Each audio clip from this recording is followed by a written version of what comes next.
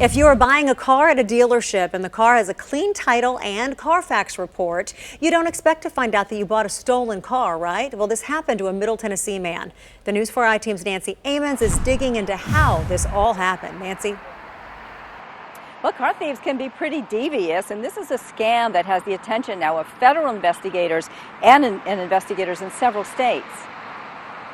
This is a 61 Corvette. You can tell by James Owen's garage he loves cars. This is a 2015 Challenger.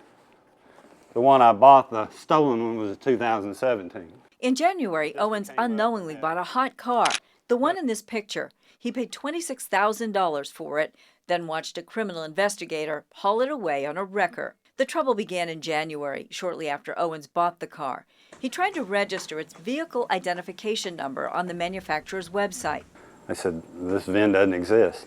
I just told her, I said, I feel a headache coming on. Owens had bought the Challenger from this dealership, Chicago Fine Motors. Its general manager tells me he bought it at Mannheim Auto Auction in Chicago and says that Mannheim got scammed too.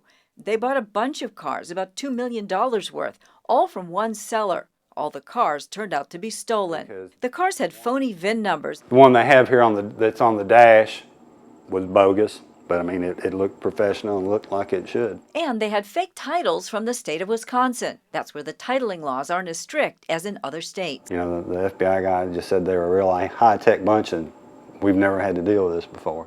Chicago Fine Motors gave Owens his money back, but he's got a beef with Carfax. Why didn't they know this was a stolen car? It just caught me totally off guard. Once you see the Carfax, most people think, oh, it's good.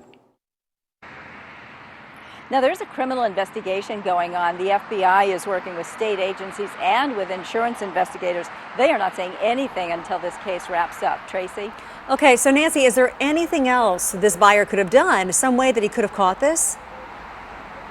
Well, that's what's kind of scary is no, he did everything. He had a Carfax he bought from a reputable dealer, and Carfax may not be to blame either because they're relying on the title from the state of Wisconsin. They could have been fooled too.